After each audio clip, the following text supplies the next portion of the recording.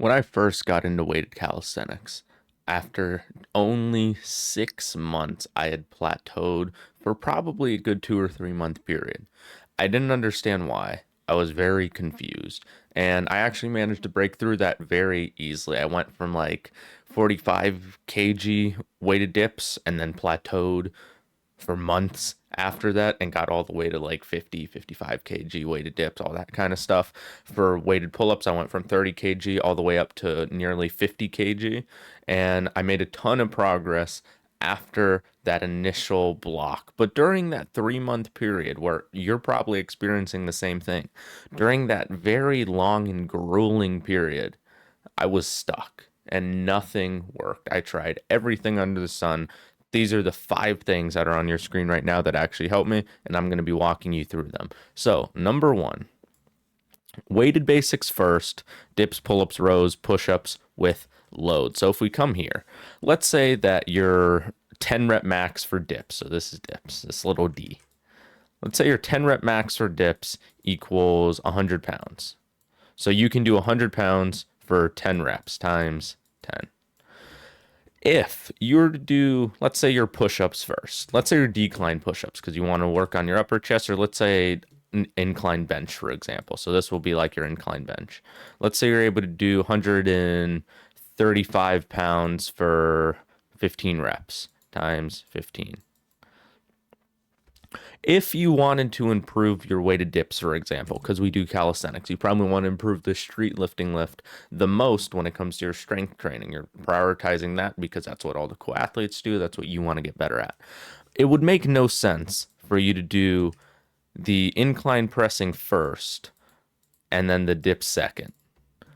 That would make no sense because when you do the dip second, you're already tired from doing the incline press. So when you do the incline press, this isn't going to be 100 pounds anymore. This is going to be more like 70, 60 pounds.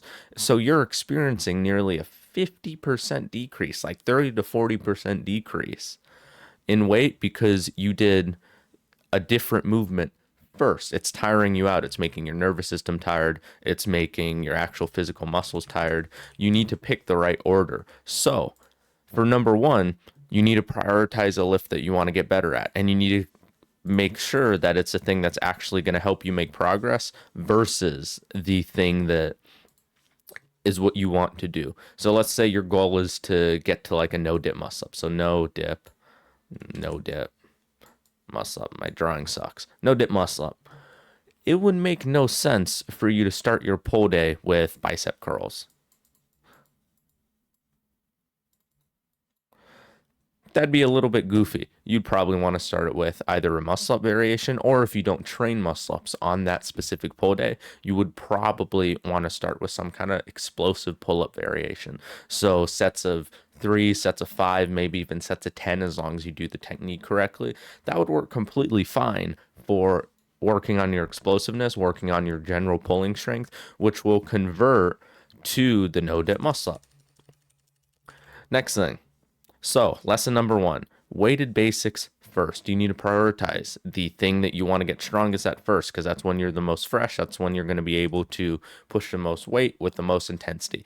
If you're thinking about a movement where like you really have to grit your teeth and like get through it because it's really, really hard, if you're doing that second, after you already did like a kind of meh exercise, like bicep curls, for example, before pull-ups, if you're doing the second thing, if you're doing the one that's like really hard and you have to grit your teeth, you already sapped away a lot of your energy on the first movement.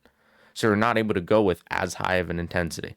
Next thing, use a strength-based split. So many guys who do calisthenics do something like this. They do a push-pull leg split because that's everything you see online. This, for getting stronger, is probably one of the worst splits you can do. I'm going to say that again. Push-pull legs for getting stronger, for getting better at calisthenics specifically, is the worst thing that you can do. What's the reason? Well, I'm actually, because I'm a nerd and I like giving people good information, I'm reading a book on recovery training by Renaissance Periodization. It's one of the biggest like fitness companies in the world where it comes to like scientific knowledge and all that kind of stuff. It's written by like doctors and things. You don't need to know the details. But essentially what happens is throughout the week, here, let's make a little graph. So this is time, this is energy. I'm pretty sure this exact thing is in the book. This is your energy to train. This is like days throughout the week. So let's say here is 7, and then your energy is like 100% right here. So this is kind of how it works.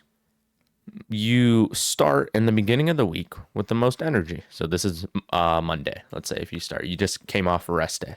You just came off a deload, let's even say. So you just came off a period where you weren't training for a full week. You're here, and then the next day, let's say you train the next day. Let's say you're here. So you train a little bit. You're not as amped up because you trained yesterday. You didn't really take a rest day, but it's fine because your energy still is above kind of this line. So let's say this line is the energy required in order to push as hard as you can. Then the next day, something crazy happens. You don't take a rest day again. Now you're here. You're still able to take the muscles close to failure, but the thing is, you're getting more and more tired. So you're more tired. So the line goes down. And then all of a sudden you're super fatigued. And around that day 4, day 5 mark, it's like a very sudden drop and you're down here. So it shoots all the way down. Day 5 shoots down a little bit more. Day 6 even more. Day 7 all the way at the bottom. And then what happens? You take a rest day on this day. So now you take a rest day. Now you're here. This is after 7 days of training, so this isn't actually like the most accurate thing. Let's say you take a rest day here, so 6 days. You come back up above the requirement to train, so you do this little like spike up thing. This is your rest day. You're above the requirement to train, but what happens? You go down again, and then you go down again. Now you're right on the line, then you go down again, then you go down again, and then you rest, and then up, and then you repeat up until when you rest, you're still kind of like below this line. So let's say like here, and then like boink, boink, boink, boink, boink, and then boink, and then boink. Let's say like you're here. This is the point where you would take the deload. This is the point where you would take the week off and you would let yourself climb really high up again and be max energy. When you do splits like this where you train 6 times a day, you're not giving yourself enough time to have that peak. So it's kind of like you go down and then up, and then down and then up. For strength training specifically, what you want to do is, because you're pushing yourself with heavy load as hard as you possibly can, what you want to do is you want to go down and then up, down and then up, down and then up. See how it's a lot more shallow, and it's still going down relatively. It's still climbing down. You would still have to take a deload. But the thing is, because strength training is far more fatiguing, you need rest more often, because when you get below this baseline here, you're not able to push nearly the same muscles. This works for hypertrophy training, being below that baseline to where your strength is diminished so much, but it lowers so much your strength that you're not able to push the right amount of weight. And if you can't push the right amount of weight, you're not being more explosive. You're not getting stronger in the gym lifts. Your weighted pull-ups and weighted dips are stagnating. This is not where you want to be. For hypertrophy, this is fine because you can still come close to failure. So this is why the push-pull leg split is so good for muscle growth. And some people even put a rest day in between because they understand this graph. But for strength training, this isn't what you want to do. So I'm going to be giving you literally the perfect split for whatever it is you're looking for. So what I like to do is I like to do a pull day. So it would be pull day would be day 1. I just clicked off the edge. Pull day would be day 1. Day 2, I would have a rest day. So I would go super intense on this pull day. It would be very heavily strength based. Day 2 is a rest. Day 3, I would do push. And then day 4, it could be either a rest or a leg day. So it would be legs. The reason for this is your push day, you're going to be more strength based. So you're going to try harder to push higher numbers. But because we train calisthenics, legs isn't like super important for us to get strong in. We're more so going for hypertrophy. So that's why we can be more tired during this day. Looking at the graph, that I kind of screwed it up. If you look at these lines, your leg day would probably be below this baseline, but that's fine because you're not trying to push as much weight as possible. You're just trying to stimulate the muscle, get a little bit of growth. So we can just say this is leg day, and then day 5 would be a rest day. So you can switch these two around, but if you do, I would put a 6th rest day if you do switch them around. So it would be rest here. But we're not going to be focusing on that here. We're just going to pretend like you're only doing a 5-day cycle. This is called an asynchronized split. So an async split. This is when it doesn't fall with the days of the week. So it's not like Monday you do this thing or Tuesday you do this thing. That's not how this works. So for this one, the reason why you take rest days in between is because if we go back to the graph, this is your energy level. This is the amount of time it's been. You do your push. Let's say this is like your baseline for good strength gains. Let's say you do your push day. After your push day, you're probably going to lose some energy. You might like touch the line. You might be a little bit above it, but let's just say you touch it. You take the rest day so you recover. So this is day 2. You go down a bit. Maybe you have like a really hard workout. You go below the baseline because we understand that strength training is more fatiguing. Because I don't know how that line got there, but you go below the baseline. Then you shoot up again. You take a rest day. Then you will do, or you wouldn't take a rest day there. Then you would do legs and you soar even further below it. Then you take another rest day, you recover some. It's a little bit below this line. So if you look here, it's a little bit below, but that's fine because after anywhere between 4 and 6 weeks is when you would take your deload. So that's why you would do that. But this is a really good split for purely street lifting if you want to get better, and street lifting is like weighted calisthenics for those who don't know. If you want to get better at your weighted pull-up and weighted dip or whatever two pushing and pulling movements you want to do, and if you're doing more like a powerlifting split where it's like you're getting stronger at like street lifting actual competition where it's like muscle up, weighted pull-up, weighted dip, and then squat, I think, then you would obviously modify this a bit. But general rule, if you're going hard on all of these days, then what you will want to do is have a rest day in between.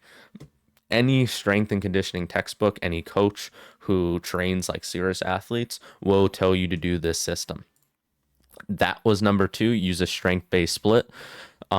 Push, pull, separate days, skill days. You can also have, or upper lower. Upper low is another good one. I just don't like it because it's 2 leg days a week, and for calisthenics, we don't really care about that too much. Like my legs are actually fairly big because I have Asian genetics. That's literally where all of my Asianness went from. My grandma was born in like Nagasaki or whatever, or Hiroshima, one of those. It was one of the places that got bombed. Like I swear to God, she was like in one of the nearby cities, and she was born in one of the cities who got bombed. I just don't remember which one it was. That's just interesting side point. Number 3, track everything. When you're doing your workouts, every 4 to 6 weeks, you're going to have to take a deload, which means you're going to have to take a week off training. This is only if you're actually training hard, and you might actually have to take this if you haven't been making progress. My general rule for taking a deload, which we're actually talking about, we're talking about that later, so I'm not going to go into too much detail. But every 4 to 6 weeks, you would take a week off. Just super simple. If you haven't done that already, then you probably need to. Now, track everything: sets, reps, rate, weight, recovery. Let's say you change up methods because you're kind of like ADHD scattered brain like me. This is one of the ones I want to go over first. Let's say you go from doing 5 sets of 5 reps on weighted pull-ups with, let's say 5x5. What's something realistic? I don't know, let's say 50 pounds. So you do a 5x5 with 50 pounds on weighted pull-ups, or I don't know if I've been talking about kilos or not. That's like 20 kilos. I've switched to kilos because most people are probably watching this from European countries. 20 kg. Then you switch to 4 sets of 8, 4x8. You'd probably have to go down to, I would say, 10 to 15 kg. Your 1 rep max for both of these are probably in between like 40 and 50 kg. 40 kg, let's say like 40 kg. Keep it safe. You're the same strength as both of them, but your weight is going down. So this is just a little sign for you to stay consistent with the method that you're using because the weights are changing, but your 1 rep max is going down. This one is actually better for strength simply just because you're moving more weight. So you actually make better strength gains with this one versus this one. The 4x8 is like switching from this to this is very complicated of why you would do that. Essentially, it's to like let your tendons recover and like your joints and other connective tissue other than your muscles have a longer recovery span. But I'm not going to go into all that right now because, again, if you're only at 6 months, we're going to keep this simple. So number 1, stay consistent with the method that you're doing. Number 2, I want to make this graph. Your weight, the weight that you move over time should go something like this. So let's say this is week 1, and then this is week 6. This is week 6. Or this is let's say week 20. You'll understand this example. Week 20. So week 1, let's say you're starting here. Let's say this is 10 kilos on whatever lift you're doing. What will happen is over time, week 2, you probably go to 15. Week 3, you probably go to 20. Probably not that dramatic of a difference, actually. But let's just say, for the sake of example, 20, and then like maybe 22 and a half, and then 25, and then you plateau. You have to take a deload. So you deload, you do half the weight. So you go down here, then you climb back up. You rise up slowly. So now you're going back to 10 and then 15 and then 20 and then 22.5. Now you're up again. Now you're at 22 or 27 and a half and 30. Then you go down because you have to deload again. And then you go up and then you go down and then you go up and then you go down and you repeat this cycle. But from here to here, you're pushing a lot more weight at this point than this point. So you need to be looking at your weight gain where it comes to your weighted movements as a big graph versus just a tiny portion. In the beginning, you will get stronger week by week by week. You will push more kilos this week than last week. But the thing is, over time and as you get more advanced, it's going to be harder and harder. The most advanced athletes in the world, I kid you not, take anywhere from like 16 or like 8 to 16 weeks to add 2.5 kilos to their lifts. And that's them doing absolutely everything right, eating perfectly, sleeping perfectly, doing everything they possibly can in order to get to that point. It's absolutely insane that some people can get to that level and that they're able to push your body to that limit so much, but this is how it works. So you need to zoom out on your progress versus staying zoomed in. And you might even see, because you keep switching methods, this is something that was common for me. You might even see this week 1 graph and then let's say week 10. You might even see something like this, where it's like, it's kind of weird because you keep changing methods. So here, let's say you're at your highest point here, but let's say you're at your highest point here. So we're going to shift this a little bit and we're going to kind of like merge it there. Let's say you're doing 3 sets here and you're using 20 kilos. You're doing 3 sets with 20 kilos. You switch methods, you go down a little bit in weight, you go down. You're considerably lower at this point than you are at this point. But here you're doing 5x5s, but you're using 15 kilos. I would say you're around the same strength as here, but you're using less weight. And the thing is, you're doing more sets, so it's harder to push as much weight. So you need to consider, have I been changing methods? Have I been changing my weights? Have I been changing my rep ranges? You need to track all this stuff reasonably. You want to keep, as long as you possibly can, you want to keep your reps, your sets, your rest time. You want to be keeping your total workout volume. You want to be keeping your recovery days. All of these things need to be consistent. So this is like a 1 or a 0. So you either need to keep them or you need to not keep them. You need to keep them. So what I recommend is, general rule for your rep range, I'm going to erase this. For your rep range, general rule, 5 to 10 reps is best for building strength. 10 is on the higher end, but you will still be able to add weight to this. Just it's not going to be as effective as 5 reps, for example. So how this will work is let's say you can do 5 reps with 30 kilos versus 10 reps with 20. The 30 kilos is genuinely 100% of the time better for strength because you're simply moving more weight. That's a pure definition of strength, is how much weight can you move one time. So you want to get as close to that 1 rep max as possible to push that 1 rep max further. That doesn't mean do sets of 3 because you're not advanced enough for that. If you've only been training from like that 6 to 12 month ratio, sets of 5 to 10 are perfect for you. So pick a rep range anywhere between like 5 to 8 or 6 to 8 or like 8 to 10, something like that. I would say like keep a 2 rep, that's not 2 rep inquiry for all these sets. Anywhere between 2 and 5, anything more than that is too much. I don't like 5 personally, but I know for a fact some of the best athletes in the world do, just because it's a lot safer and it's a lot more consistent progress. Just at the level that you're at, if you're in between like that 6 and 12 month period, even like 6 and I would say 18 months even, 5 sets probably isn't needed because it's too slow progress. I would say anywhere from 2 to 3 is the absolute sweet spot for people who have been training in that 2-year-ish range and under. After that point, yeah, you want to go to sets of 4 to 5 because you want more volume. You want to, 1, your body's able to handle more, and 2, you need to practice some movement more technically because that's actually the thing that's going to get you the more gains. You're not just going to get like as much fuck you kind of strength just from existing. But general rule, 2 to 5 reps or 2 to 5 sets is perfect. Your rest time, keep that around 5 minutes if possible. 3 minutes is fine, but don't go any lower for that for strength. 5 minutes plus is best, but maybe you don't have a ton of time. 3 minutes would work, but get as close to 5 to 10 minutes as possible for purely strength. Because what happens is you have your creatine systems. This is why people supplement with creatine, by the way. You have your creatine fuck's sake. You have your creatine what the fuck? What is it? Hold on. I'm going to pause. What is that word? Systems that need take anywhere from 5 to 10 minutes to recover. So the more recovered you can get those, the better. Creatine essentially is like you're pushing hard muscle or pushing hard.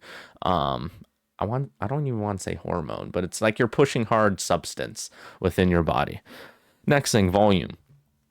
You don't want to be doing 5 sets of, so let's say you do 3 sets of weighted pull-ups, for example. Do 3 sets of weighted pull-ups, and then you do like 2 sets of barbell rows, so you get 5 sets. Cool, 5 sets of back. Next session, if you did 3 sets of weighted pull-ups and then 5 sets of other back exercises, that's 8. Your recovery is going to be different for your next session. So you want to keep it consistent and you want to do the bare minimum to get muscle, but as much as you can to get stronger. If your goal is more muscle growth, then obviously you can throw some of this out the window. I'm mostly talking about the guys who want to get better at skills and want to get stronger within weighted calisthenics, because this is genuinely the best way. This is recovery. If you're doing all of this stuff, but you're changing the amount of days you recover, so if you go from 2 times a week to 3 times a week, you're going to have to change a lot of this. So you're going to have to almost certainly change your volume. You're going to almost certainly have to change the amount of sets you do. And you're almost maybe going to have to change your rep range, because sets of 5 at a lower intensity is better for the more volume. If you go to 4 days a week, which I don't know how you would possibly do that. Like, you would have to be very minimalist to do 3 times a week, like literally 2 to 3 sets a session of like 1 exercise. That's what Matthew Zlat does. He does 3 times a week, 3 sets of dips, 3 sets of pull-ups, or 3 sets of pull-ups, 3 sets of dips, 3 sets of squats. And that's what he's been doing for years. All right, so track everything. You want to keep everything the same. Deload when needed. Recovery is progress. So we're going back to this graph. Over time, let's say, yeah, let's still say your energy levels, and let's say time. This is week 1. Energy levels are high. You take your rest days. Maybe you're even using this exact split that I'm telling you to use. You're still going to get tired at some point if you're training the correct way. So week 2, you'd be down a little bit. Let's say that this is the baseline for if you're able to recover or not. Week 3, you're down. Week 4, you're down. You're right at that line, but you're not breaking. Week 5, you're down here. You're below the line. Now you're actually seeing a plateau. And if you get super far down, let's say you do another week, let's say you get down here, you're actually losing progress. After this point, you don't want to get to here. This is bad. So we're only going to stop when we see this. After this point, you're going to take a deload where it's 7 days completely off training. You're going to do roughly half of the weight you normally do. You're going to do roughly half of the sets you normally do, except in your main movement. So if you normally do like 4 sets of 8 reps, for example, you would still do 4 sets of 8 reps for your first lift. So either your weighted pull-up, your weighted dip, your squat, your bench, whatever you would do first in that workout, do the same amount of volume because you want to keep your technical ability the same. But the other stuff you kind of want to put on back burner if not do. I personally on deloads don't do any isolations exercises. So no like bicep curls or lateral raises or anything like that. But I will still do my compounds. So after this, you'll go back up. And you probably wouldn't go that high. Here, let's go here. And now, oh look, you're at baseline again. You wouldn't be really higher. You would actually be probably a little bit lower. But you understand what I mean? You're back at baseline. And then this is week 5, and then week 6, and then week 7, and then week 8, and then week 9. Oh no, you're below. Recover, get back up. You'd be right here. And then cool. This is a process of deloading. So if you've seen yourself go from, I'm actually going to change colors here like a fucking boss. If you've seen yourself at this stage or even lower where you're losing progress, then that is your cue to instantly take this next week off training. It's the hardest thing you're going to want to train. It's going to be the most obnoxious part of your life. The first session's probably going to suck because you're not used to pushing hard. And the first session, you shouldn't push hard. Your first session back, start with like 80% of the weight you would normally use. So if you would normally do 10 kg, start with 8 kg. If you normally do 100 kg, start with 80 kg. Keep the weight a little bit lower than what you know you could do, just for the simple sake of making sure you can hit the numbers that you want to hit. Making sure that everything's good, you're not fatigued. If you're able to do the lighter weight, you'll be able to do the heavier weight, and then you can pile on weight session by session. All right, that has been deload when needed. Skill does not equal strength. Train both, but don't confuse them. This essentially means don't train your skills at a high intensity on the same day as your weights. How I like to look at it as, if you are good at a skill, I'm just going to give you the easiest system possible. If you're good at a skill versus if you're not so good at it versus if that's all you're training that day. So 50, 80, 100. These are the intensity that you will be using for whether or not you're training a skill on the same day as a weight. So if you're not really prioritizing skills like as much as your weight, but you still want to train them on the same day, train skills first. So let's say you can hold a 10-second front lever. Here, I'll make that go over here. 10-second front lever. This is what we're working with. On your skill day, let's say you're doing pull today, you would do, and you can do 10-second front lever for 8 sets. What you would do today is you would do 4 sets of 5 seconds at 50% intensity. Then you would do your weighted pull-up. So you would do like whatever, 10 by 4 equals 500 kilos because you're like Andrew Smive. Cool. Then you would do your main lift. You would do the skill first. And then awesome. If you're decent at the skill and you kind of want to push it a little bit hard and you don't really care so much about your weighted progress, but you still want to do it just for the sake of getting stronger and kind of maintaining it, then what you would do is you would do an 80% intensity. So you would come here, you would do 8-second holds, or you would do 6 sets, 8-second holds, and then you would do your main movement. So main movement, 2 M's. If you're only training skills on that day, you would do your 10-second front levers and you would actually try and progress the amount of time that you do. So this is comparative. These 50 and 80% are comparative to what your last max is, to what you know your max is based on what you've done. Here, for this workout, you can try 8 sets of 11 seconds or 12 seconds. That doesn't matter because you're trying to progress. You're trying to progress here because this is all you're focused on for that very day.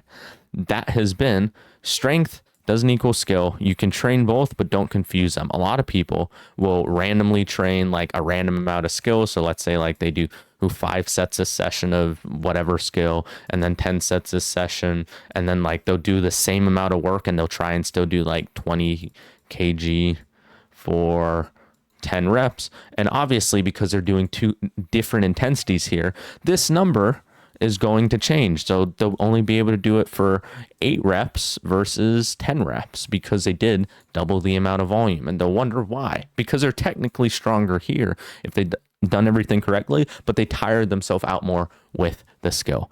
So don't get these things confused. But you can still train both of them if you follow this system.